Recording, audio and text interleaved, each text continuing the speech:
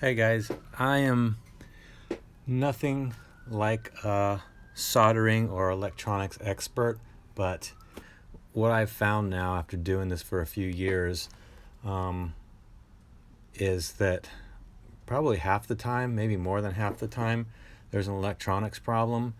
It's not a super complex issue. A lot of times, once you get in and just take a look around and just look at solder points, I figured this was a good example of how you can do your own fixes sometimes, even if you're like me and not a super pro at electronics.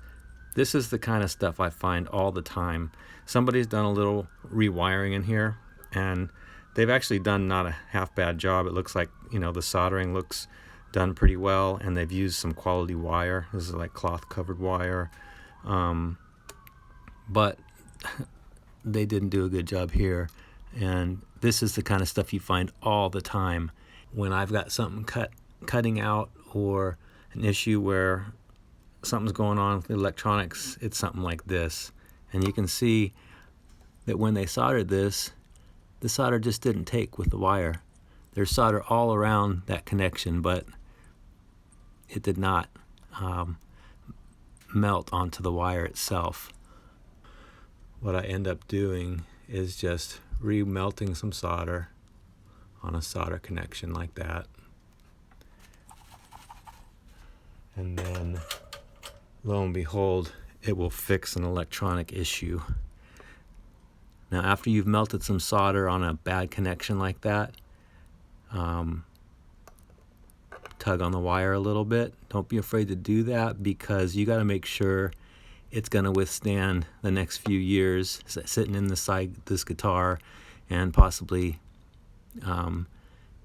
somebody tightening this, and this might move around and pull on it a little bit. And so you want a good solder connection, because obviously that was the problem here a second ago.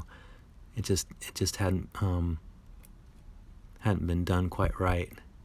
So the whole point of this video was just a real short one, just to say that if you're like me and not really an electronics wizard, don't be afraid to get in and at least take a look before you decide, I got to take this to somebody who knows what they're doing. Don't be afraid to get in and poke around and just see if there's an obvious problem. If you can get a hold of a soldering iron, they're not that expensive. Get some solder and a soldering iron, and teach yourself how to solder halfway decent. Just look at all the connections and just see that they're all solid. And if you don't find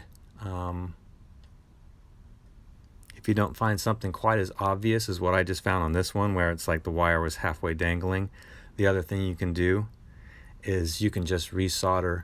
I mean, there's not that many solder points in this guitar, there's maybe 10 or whatever, and you can just heat these guys up and then let the solder remelt. And again, I find so many times that there's what they call a cold solder joint, and even though it looks like one of these has been done well, you heat up the solder and let it remelt and redo that connection. Suddenly your problem's fixed. The other thing you'll find a lot of times is it doesn't get any more obvious than this, is you'll just find one wire just hanging loose. Like if this wire that we had been talking about was just hanging, and you're getting no sound from the guitar. So you open it up and you just look for a wire that's completely unattached to anything, and that, most of the time in those cases. And then you search around, you look for a post that has some solder on it that looks like it should have had a wire connected to it, and that wire probably belongs right there. And it's a pretty simple deal to just hook it up to the solder point and see if you suddenly got a signal in the guitar.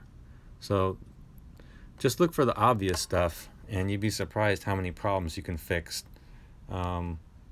just looking for stuff like that. Now, if you look at all the solder points and maybe you redo some of them and you're not seeing anything wrong in there, that's a real obvious one. I'm not saying to try and get get into it too far above your head, but it certainly doesn't hurt to learn how to do a solder connection